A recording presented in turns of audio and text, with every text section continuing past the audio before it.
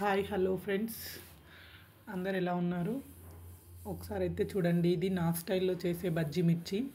ఇవైతే ఊరు నుంచి తెచ్చిన మిర్చి. అవి లావు ఉంటాయి. నేనైతే ఇలా ఒక మిర్చిలో 2 చేసుకుంటాను. ఇలా చేసి ఒకసారి చూడండి.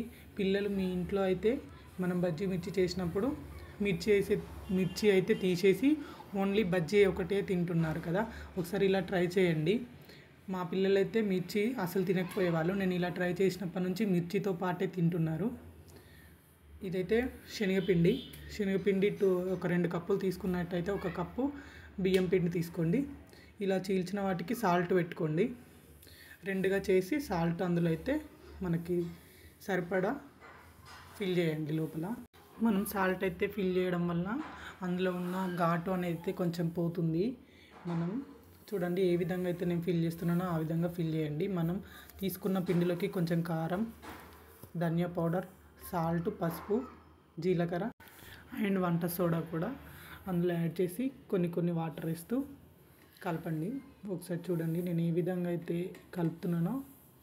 ఎన్ని వాటర్ ఎక్కువ వేసుకోకండి, ముందుగానే చూస్తూ వేసుకోవాలి. మరీ పల్చగా ఉంటే మనకి వేయడానికైతే కంఫర్ట్గా అయితే ఉండదు, అంటే మన మిర్చికి అయితే పట్టుకోదు.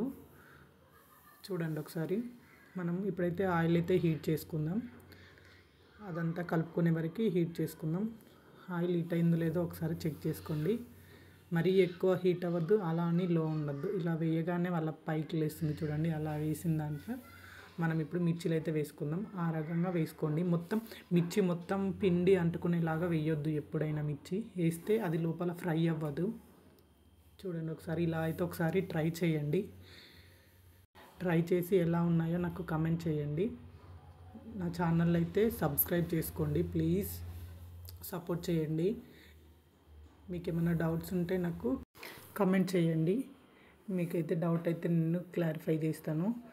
చాలా అంటే చాలా టేస్టీగా ఉంటాయి. చూడండి ఒకసారి ఎంత బాగా ఫ్రై అవుతాయో.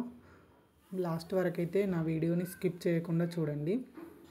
మనం బియ్యం పిండి వేసుకోవడం వల్ల కొంచెం క్రిస్పీగా చాలా టేస్టీగా ఉంటాయి. మొత్తం శనగపిండితో చేసినట్టయితే అవి వేడి ఉన్నప్పుడు మాత్రమే టేస్టీగా ఉంటాయి. కొంచెం చల్లగానే మనం మింగడానికి చాలా ఇబ్బంది పడతాము. ఒకసారి అయితే అది గమనించండి. చూడండి ఒకసారి ఈ విధంగా చేయండి.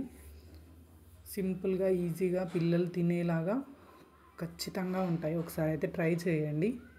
చూడండి, మా బావకైతే ఇచ్చాను చేసి. ఆయన ఫీలింగ్ అయితే చెప్తాడు. మా బావకి చాలా ఇష్టం నేను చేసే మిర్చి బజ్జీ అంటే.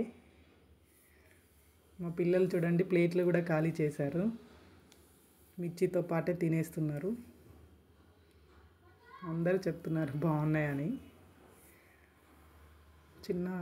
చిన్న పిల్లలు కూడా తినేస్తారు. ఒకసారి అయితే ట్రై చేయండి.